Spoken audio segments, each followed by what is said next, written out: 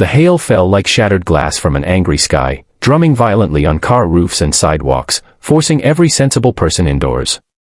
But amid the chaos, as thunder rolled over the city of Brookhelm, Leon Hartmann, one of the most composed CEOs in the country, slammed his brakes on a nearly deserted road. His heart froze.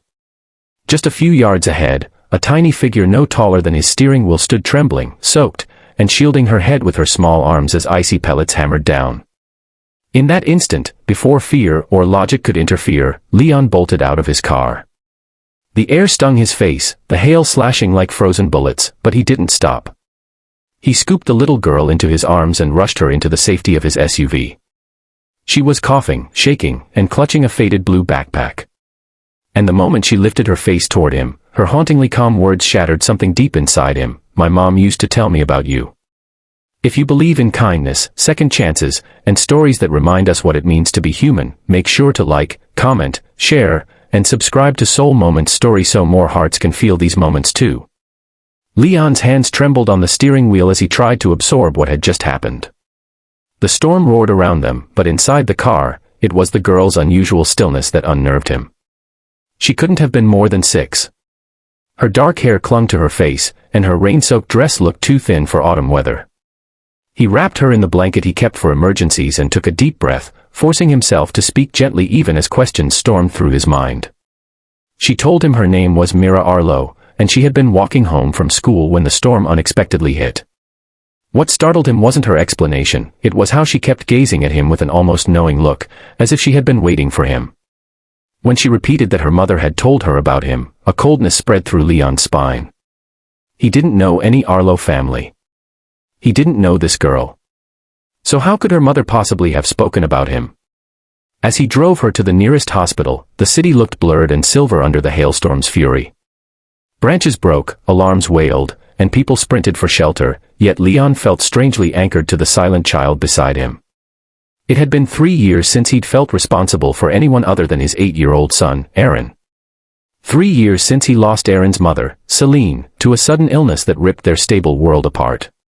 He had forced himself into a life of rigid structure, long working hours, and carefully measured emotions. But Myra's presence, her fragility, and her strange words, cracked through his carefully built walls like lightning through glass. At the hospital, doctors confirmed she was mostly fine, just mild hypothermia, bruising, and shock. They contacted Child Services, who in turn tried reaching Myra's mother. But no one answered. Hours passed. Mira sat quietly on the hospital bed, drawing circles on her blanket, glancing occasionally at Leon as if afraid he might disappear. Something inside him tugged hard each time she looked his way. The hospital's fluorescent lights flickered, and outside, daylight finally began breaking through the storm's darkness, painting the wet city in muted gold. It was then Mira softly told him her mother's full name, Aurelia Arlo, and everything inside Leon came to an abrupt stop. Aurelia. He hadn't heard that name in more than a decade. They had crossed paths once, back when he had been a young business analyst attending workshops to escape his grief from earlier family problems. Aurelia had been a volunteer counselor for young professionals dealing with burnout. Their encounter had been brief but profound. She had spoken to him with an empathy so rare it left a permanent imprint on his mind. She taught him how to breathe again, how to see color in a life that felt like ash. He never forgot her. But they lost touch shortly after. And now, here was her daughter, alone, frightened, injured, in his care. Leon's throat tightened painfully as the Child Services coordinator approached him with the news that Aurelia had been found unconscious in her apartment, likely having collapsed during the storm. She was taken to another hospital across the city. Her condition was critical. The world blurred. For a moment Leon felt the same helplessness that had gripped him when Celine had died, that terrifying void where control becomes meaningless. But then he felt Myra's hand gently tug the sleeve of his coat. Her tiny fingers trembled, yet there was trust in her eyes. Trust in him. As if life was giving him a chance to rewrite a page he'd once lost. He made a decision right then, he would take care of her until her mother recovered. Not out of obligation, but out of something deeper, something he couldn't yet name. Over the next several days, the daylight city of Brookhelm gradually returned to its rhythm. The hailstorm faded into memory, but its aftermath lingered in Myra's quiet presence in Leon's home. Aaron, initially shy, warmed to her quickly, sensing her loneliness with the soft intuition only children possess. They played with building blocks in the living room while Leon learned to navigate the unfamiliar world of temporary guardianship. Mira drew pictures at the dining table, mostly of sunny fields, big windows, and sometimes, strangely enough, a tall figure standing beside a little girl. When he asked about it, she would only say that her mother told her he was someone who helps people who forget they are strong. Those words unraveled Leon. Aurelia must have remembered him too, remembered their conversation from years ago, remembered what he had confided about his fears and failures. The thought made his chest ache unexpectedly. But not everything was gentle. Leon's business schedule spiraled into chaos as he tried to balance meetings, parent-teacher conferences, and hospital visits. His board members complained about his absences. Investors grew restless. For a man used to perfect order, every day became a test of patience. He often stayed awake past midnight, sorting documents after tucking the kids into bed. Yet every time exhaustion threatened to consume him, he would remember the storm, the girl trembling in his arms, and the faint echo of Aurelia's calming voice from the past. It reminded him that some responsibilities were not burdens, they were privileges. 3 weeks passed before Aurelia awakened from her coma. When Leon received the call, he left a board meeting mid-sentence, ignoring the startled looks in the room. His heart thundered as he rushed to her hospital bedside. Aurelia looked weak, pale, but her eyes still held that same warmth he remembered. She tried to sit up when she saw him, tears forming instantly. She struggled to speak, but her gratitude came through in her faint smile, in the way she reached shakily for his hand. She told him she had followed his career from afar. She had heard about Celine's passing. She wished she could have reached out earlier but feared intruding during his grief.